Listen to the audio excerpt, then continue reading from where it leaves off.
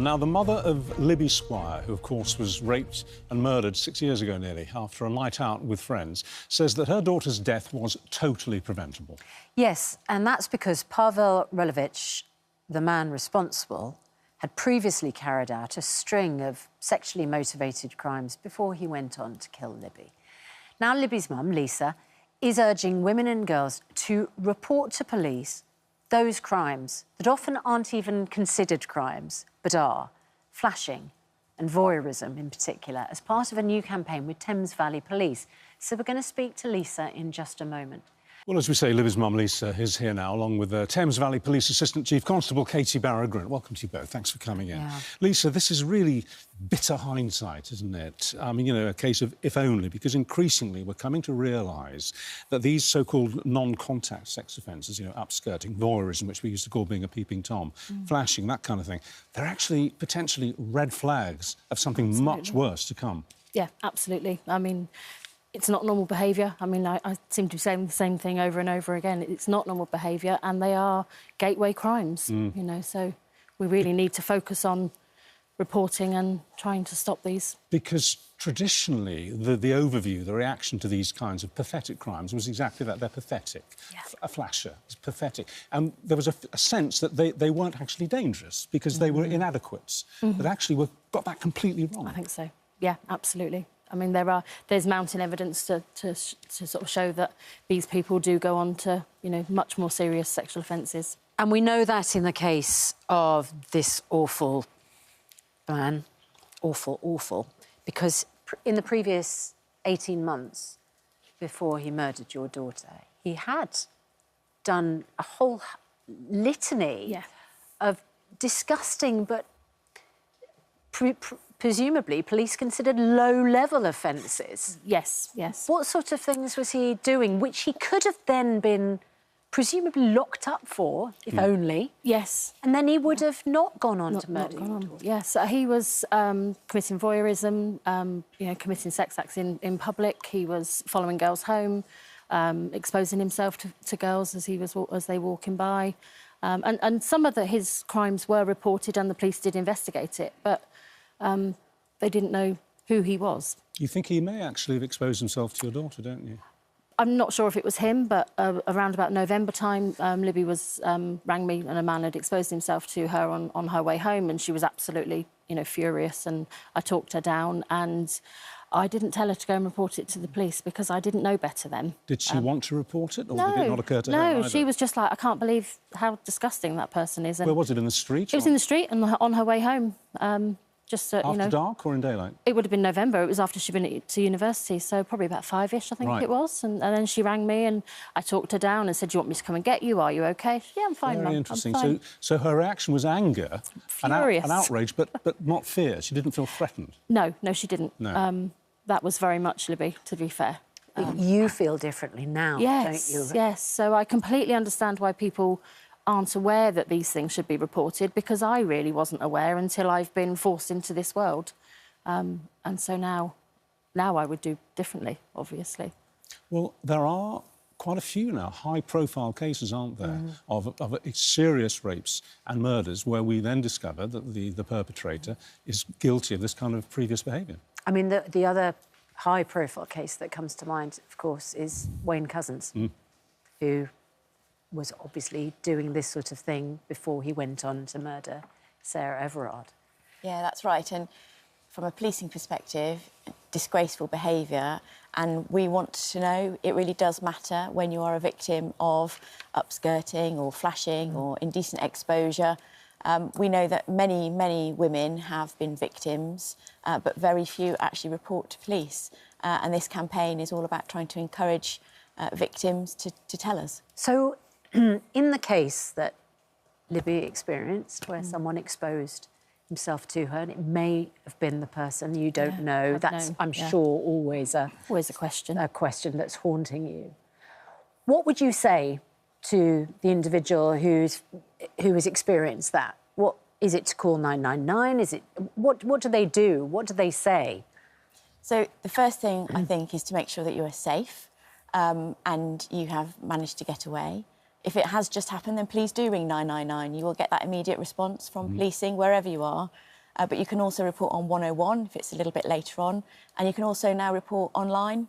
So if you don't feel like you want to talk to somebody, you don't want to talk to the police at that moment in time, please do fill the forms in. Because one of the advantages of making an early report as soon as the person feels that they're safe, the woman feels they're safe, is that the guy might still be hanging around doing it. Absolutely. You know, very often these offences aren't just one-offs and then they go home again. No. They can hang around a park or a bus station or whatever for quite a long time doing this. Yeah. So the sooner it's reported, the better the chance there is of actually catching them basically in the act. Yeah. Now, obviously, you can't accuse someone like this of intending at some point down the road to commit rape, can you? So how seriously, in terms of punishment, are the police and the courts going to take these offences? They are taking them very seriously. We know that sexual offences, particularly things that we're talking about today, can escalate and can lead to more serious offending. And I say serious because it's not, you don't want to say that anything is not serious, but when we talk about rape and sexual offences.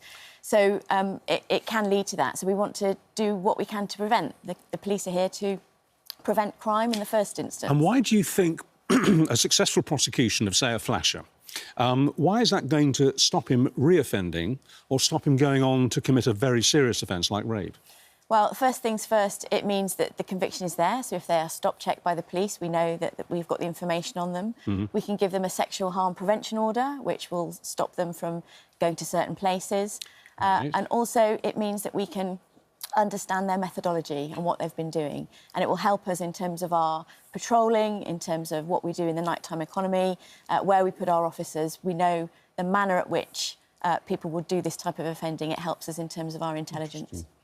Lisa, in your conversations with other families who have experienced this kind of horror, how often does this come up that the person responsible had actually, if they'd been stopped earlier for doing something that perhaps wasn't taken seriously, they wouldn't have taken the life of a loved one? All too often, really, Does if I'm really honest, yeah. But, I mean, I think historically, like we said earlier, women have been, you know, we just accepted it. So I think it's changing now and, you know, hopefully then we can stop the escalation. Yeah, so I was just going to say, with all due respect, that I think a lot of people feel we already know police don't come out for things that are seen as more serious. We know that the investigation and conviction rate for rape is just a terribly low.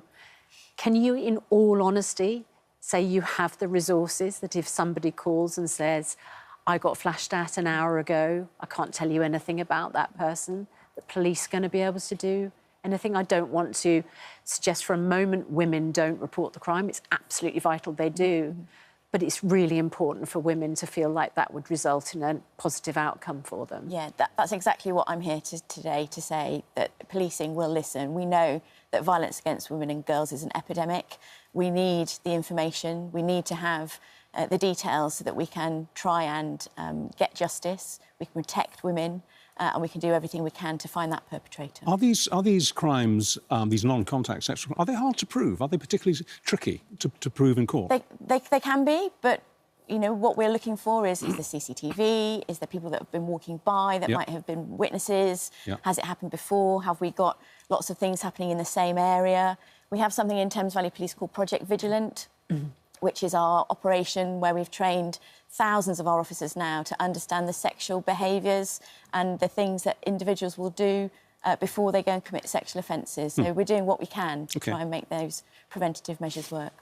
Lisa, I think in this conversation, we can't overlook the fact that the people responsible are the ones who need to stop. The pressure is on the woman who's already absolutely shocked, feels violated, scared, and then has to get the courage to make a phone call and not feel like a nuisance because, you know, we know it's not enough police and all the rest of it. Is there something in your experience that can stop this behaviour being committed by the people responsible? Yes, I think it really starts at home, you know, talking to your young boys about the way to behave. I think we should, you know, I go into schools and talk to sixth form young people, but don't get to speak to the younger ones. So I think it needs to be an everyday conversation in schools, you know, and starting young. I mean, you know, about how to behave in life, you know. So, you know, and saying to young boys, you know, not to offend against young girls and, you know, and vice versa, really. I mean, it's just a conversation that we need to start having and not shying away from. Very good point. Thank you both. Thank you. It's such an important conversation, and Lisa, applaud your bravery in you. talking about it. Thank you both very much indeed. If you're affected by any of the issues we've been discussing, you can find advice and support at itv.com/helplines.